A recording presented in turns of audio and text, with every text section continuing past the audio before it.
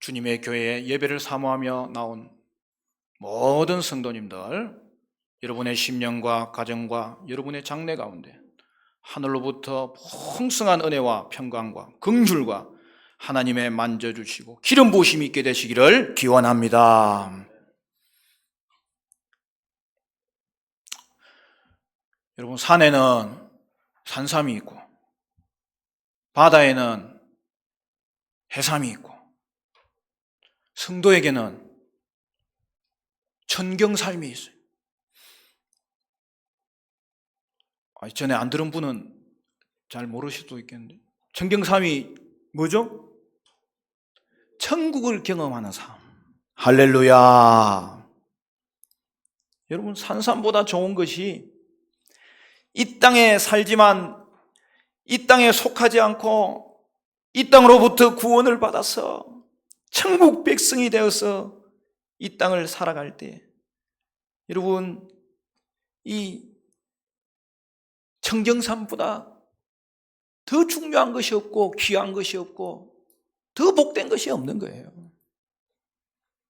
사랑하는 성도 여러분, 여러분은 이 땅에서 예수 믿고 예수님 만나고 예수님을 잘 따라 삶으로 말미암아 천국을 경험하는 삶이 되시기를 주님의 이름으로 축복합니다. 성도는 천국에 속한 자로서 이 땅에서는 나그네로 사는 거예요. 오늘 본문은 시편 105편인데 그 중에서도 두 번째 연회에 해당됩니다. 창조주 주님이 또한 역사의 주님인 것을 노래합니다. 창송시지만은 여기서는 교훈적인 목적이 있는 역사적 내용으로 구성되어 있습니다. 12절에서 15절은 이스라엘 선조의 가나안 여정을 보여주고 있습니다. 우리 12절, 13절 같이 읽습니다. 12절, 13절 말씀 다 같이 시작. 그때에 그들의 사람 수가 적어 그 땅의 나그네가 되었고 이 족속에게서 저 족속에게로 이 나라에서 다른 민족에게로 떠돌아 다녔도다. 여러분, 오늘 본문은 그 시작이 아브라함과 족장들이 나그네로 살았다는 것을 언급하고 있습니다. 여러분, 이것은 성도의 정체성이 나그네임을 보여주는 거예요. 하나님은 아브라함의 후손들이 가나안 땅을 차지할 것이라고 약속하셨습니다. 하지만 시편 기자는 그것을 즉시 차지할 수 없었던 이유를 밝힙니다. 사람 수가 적었고 나그네로 살았습니다. 아브라함과 그 후손들이 가나안 땅의 이곳저곳을 떠돌고 배회하며 살았습니다. 아브라함이 거주할 땅을 약속받았지만 그것이 실현되기까지는 수백 년이 걸렸습니다. 이스라엘은 이 민족에서 저 민족으로, 이 나라에서 저 나라로 떠돌아 다녔습니다.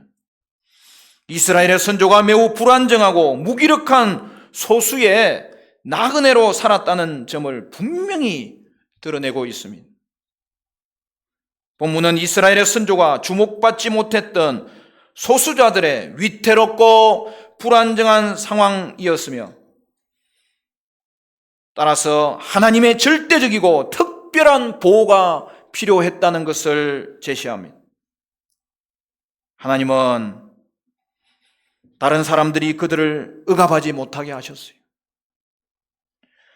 그들을 대항하는 왕들일지라도 하나님은 왕들을 꾸짖으셨습니다. 아브라함이 애굽 왕과 블레셋의 아비멜렉 왕에게 아내 사라를 빼앗길 뻔했습니다.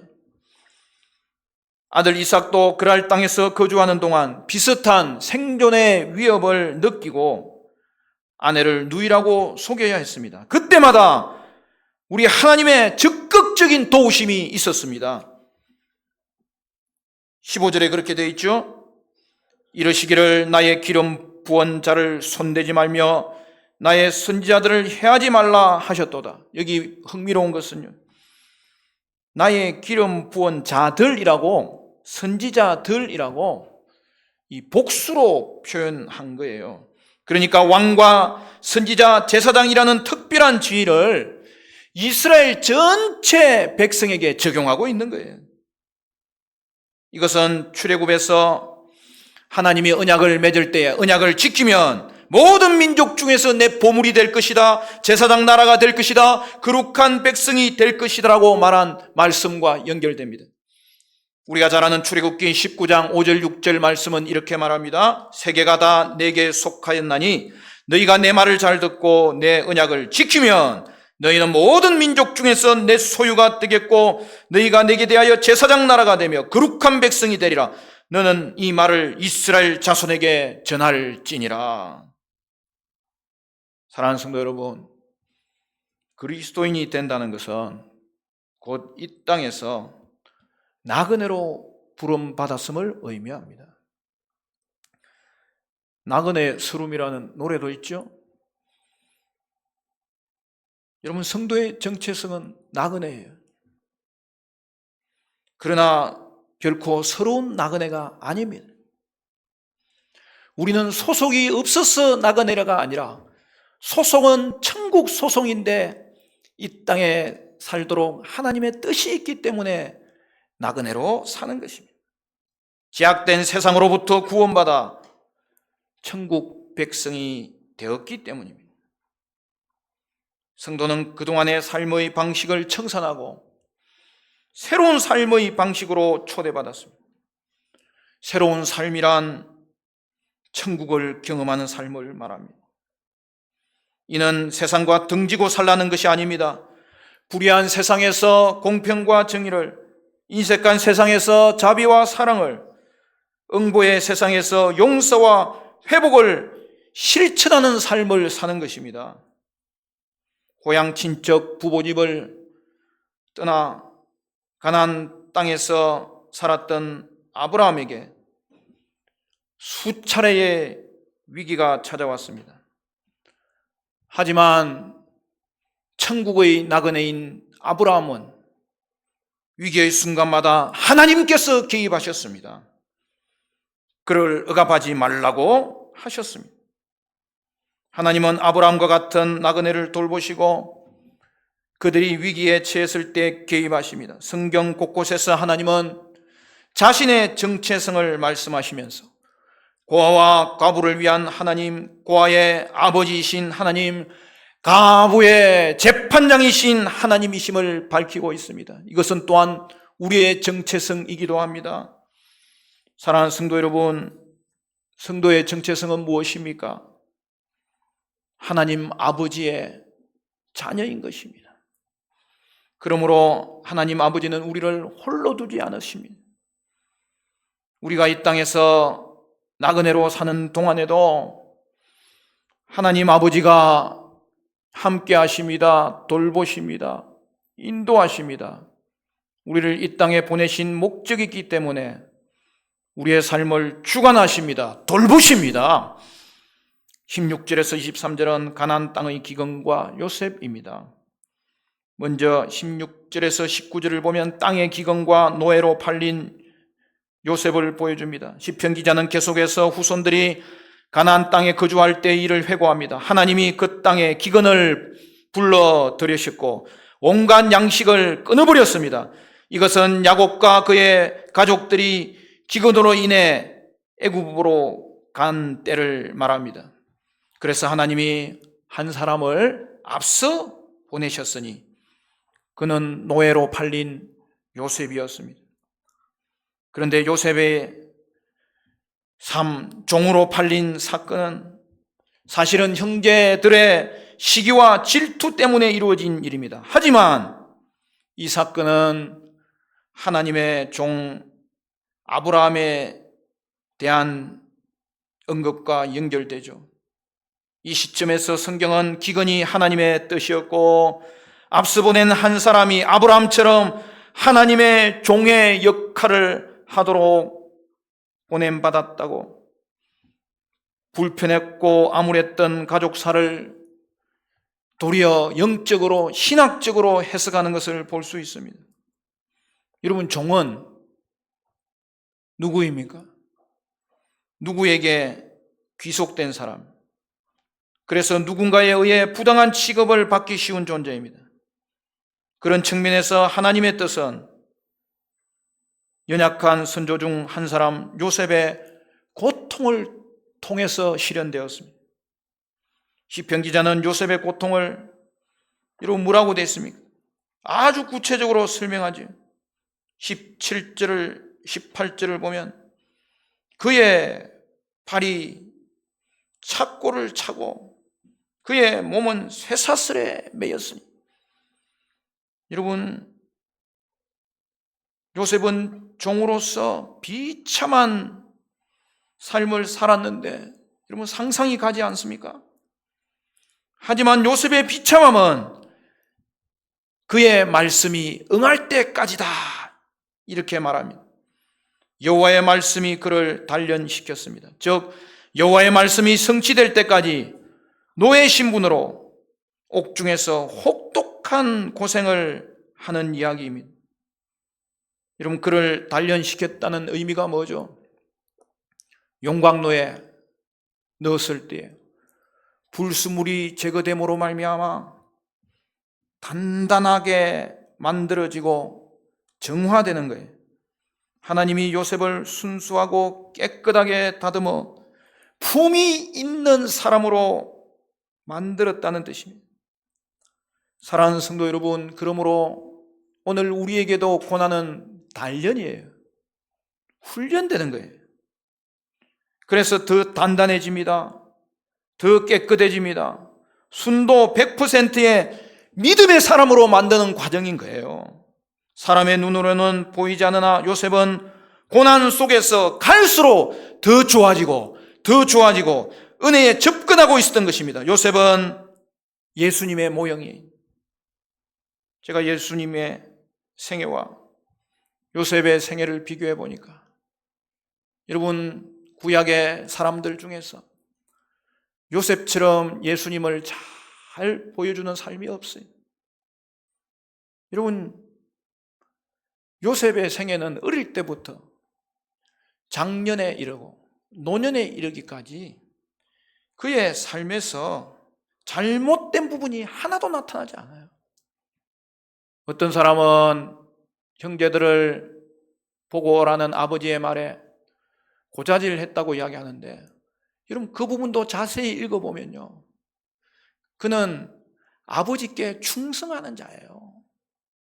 그는 아버지의 명을 신실하게 받드는 자였어요. 그래서 그의 생애는 거룩한 삶이요, 고난의 삶이요, 믿음의 삶이요, 마침내 축복의 통로가 된 삶이었습니다. 사랑하는 성도 여러분, 따라서 오늘 여러분에게 주어진 고난에도 놀라운 하나님의 뜻이 있음을 기억해야 됩니다. 다음으로 20절에서 23절은 노예 신분에서 주인 신분으로입니다. 고통의 시간은 정해져 있습니다. 왕이 사람을 보내 그를 석방했고 무엇 백성의 통치자가 그를 풀어 주었습니다. 우리도 마찬가지입니다. 사랑하는 성도 여러분, 지금 고난의 시기를 겪고 있습니까? 성도의 고난은 하나님의 뜻 안에 진행되므로 끝도 정해져 있다는 거예요. 우리가 고난 가운데 있을 때는 늘 이 고통만 있는 것처럼 느껴지지만 그렇지 않아요. 로마서 5장 3절에서 4절 말씀을 보면 다만 이뿐 아니라 우리가 환난 중에도 즐거워하나니 이는 환난은 인내를, 인내는 연단을, 연단은 소망을 이루는 줄 알미로다. 성도의 환난은 반드시 인내를 만들어내고, 인내는 반드시 연단을 만들어내고, 연단은 반드시 소망을 만들어냅니다. 그러므로 성도는 고난 중에도 결코 소망을 잃지 않아야 됩니다. 그래서 성도의 고난은 끝이 막혀있는 동굴이 아니라 결국에는 끝이 뚫어지는 터널인 거예요. 그 출구에서 하나님의 은혜를 경험하게 될 것입니다. 고난의 시기에는 어둠만 보여도 성도의 삶은 하나님이 이끄심으로 고난의 끝이 있다는 것입니다. 그런데요, 고난 당하는 중에도 임하는 하나님의 은혜가 있어요. 그래서 우리는 고난 중에 고통도 당하지만 은혜도 임재하는 거예요. 하나님이 함께 하시기 때문입니다. 하나님이 소망을 주고요, 성령님이 도와주고요, 하나님이 확신을 줍니다. 그래서 인내할 수 있고, 그래서 마침내 승리할 수 있어요. 하나님은 요셉의 석방을 인간 왕을 통해서 실행했습니다. 당시 요셉을 자유롭게 풀어준 왕은 애굽의 바로입니다. 애굽의 바로는 이때 하나님의 뜻을 실행하는 도구가 됩니다. 여러분, 오늘 20절, 22절까지 우리 같이 읽습니다. 20절부터 22절까지 다 같이 시작. 왕이 사람을 보내어 그를 석방하며 뭇 백성의 통치자가 그를 자유롭게 하였도다. 그를 그의 집의 주관자로 삼아 그의 모든 소유를 관리하게 하고 그의 뜻대로 모든 신하를 다스리며 그의 지혜로 장로들을 교훈하게 하였도다. 여러분, 놀랍지 않습니까? 시편 기자는 왕이 요셉을 가장 신뢰하는 관리자로 삼으셨는데, 그런데 표현을 뭐라고 이야기해요? 주관자로 세웠다라고 이야기합니다. 즉 자기 집의 주관자, 주인으로 모든 재산을 관리하게 한 것입니다. 이는 하나님이 요셉을 바로 대신 주인과 애굽의 통치자로 삼았다는 뜻입니다. 왜 그렇게 하는 겁니까? 애굽에 구원을 주시고 이스라엘 가족들에게 구원을 주시기 위해서입니다. 여러분, 바로는 명목상일 뿐이고 요셉이 실질적인 애굽의 통치자가 된 것입니다. 또한 요셉은 자기 뜻대로 관료들을 다스리고 장로들을 지혜롭게 가르쳤습니다. 노예로 팔려왔던 이 노예가 주인이 되었고 왕 대신 관료들을 자기 뜻대로 다스리게 되었고 국가의 중요한 일을 결정하는 장로들을 지혜롭게 교육하는 자로 탈바꿈되었습니다. 이러한 지위는 요셉이 7년의 풍년과 7년의 흉년에 대한 꿈을 해석한 일 이후의 변화입니다. 사랑하는 성도 여러분, 요셉의 생애를 보면 이 모든 것을 통해 하나님의 신실함에 의한 보호하심이 무엇인지를 정확하게 보여주고 있습니다. 그리하여 이스라엘은 애굽으로 들어갔고 야곱이 애굽에서 나그네로 살게 되었다라고 말씀합니다. 우리 23절도 같이 읽습니다. 23절 시작. 이에 이스라엘이 애굽에 들어가며 야곱이 함의 땅에 나그네가 되었도다. 여러분, 오늘 시편 105편의 두 번째 단락은 시작도 아브라함의 후손들이 나그네임을 보여주고 이제 마지막 결론에서도 야곱이 나그네로 살았음을 보여줍니다. 시편 기자는 계속해서 믿음의 조상들이 나그네로 살았다는 것을 강조하고 있습니다. 이상에서 시편 기자는 애굽의 주인과 교사가 된 요셉에 의하여 야곱의 가족들이 가나안의 기근을 피하고 애굽에 왔던 역사를 간결하게 회고하였습니다. 여러분, 이 말씀의 목적은 무엇입니까? 하나님의 은혜의 중요성입니다. 역사의 교훈을 통해 삶의 지혜를 얻으라는 것입니다. 여러분, 우리가 예수님을 믿어야 하는 이유가 뭐예요? 하나님의 은혜가 우리에게 임하기 때문입니다. 은혜 아니면 우리는 살아갈 수가 없습니다. 그런데요, 하나님이 우리를 위하여 예수님을 보내주심으로 은혜를 주셨습니다. 그리하여 천국 백성이 되었습니다. 사랑하는 성도 여러분, 우리는 천국에 속한 천국 백성입니다. 그렇기 때문에 이 땅을 살 때도 우리는 천국 시민으로 살 것이지 이 땅에서는 나그네로 살아가야 되는 것입니다. 하나님께 속한 나그네죠. 천국의 나그네죠. 사랑하는 성도 여러분, 나그네의 삶이 강력한 이유는 세상에 매이지 않고 살기 때문입니다.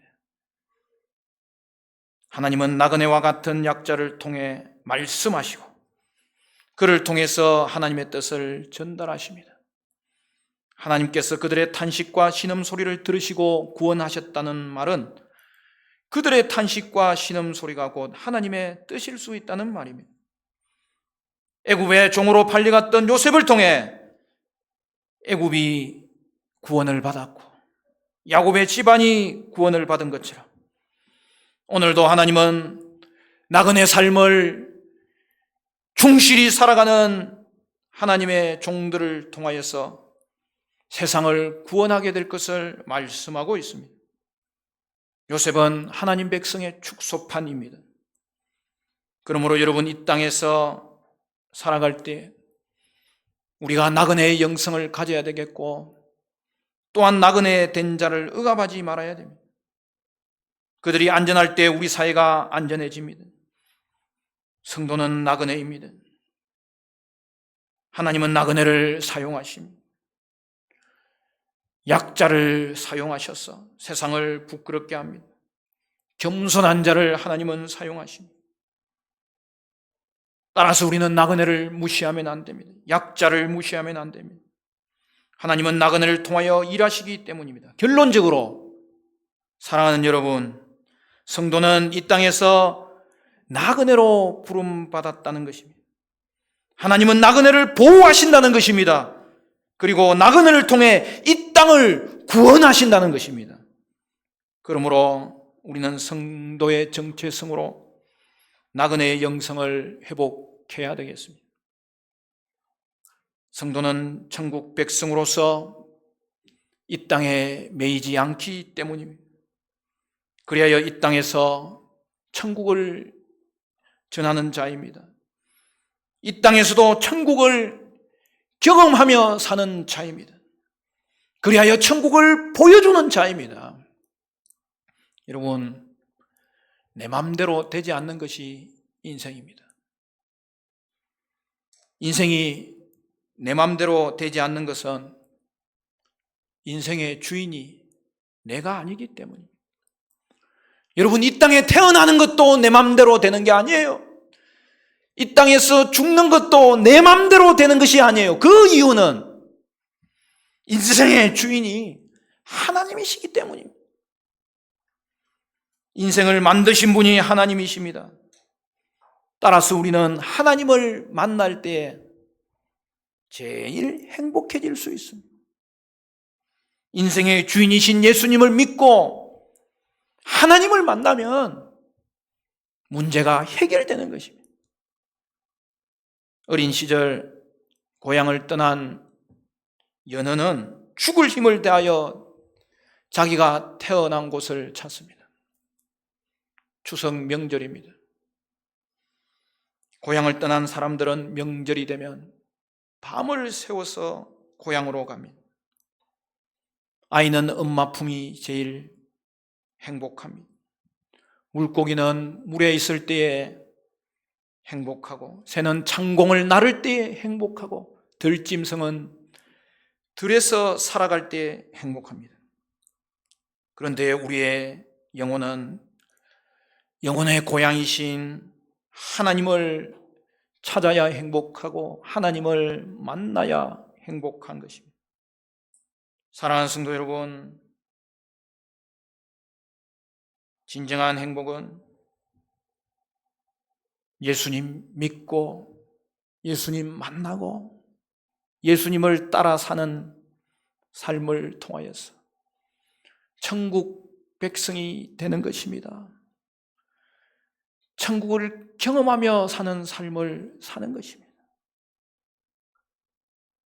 사랑하는 성도 여러분, 오늘 이 땅을 살아갈 때에 하늘에 속한 천국 백성 되시기를 바라고, 그러므로 말미암아 이 땅에서는 매이지 않고 살기를 바라고, 그리하여 이 땅에서도 천국을 경험하는 삶을 살아가시기를 바랍니다.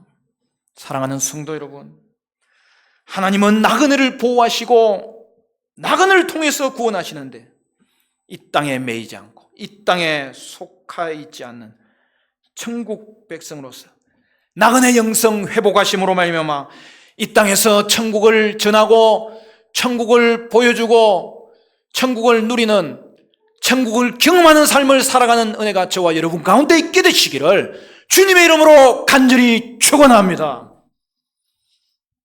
이 찬양하고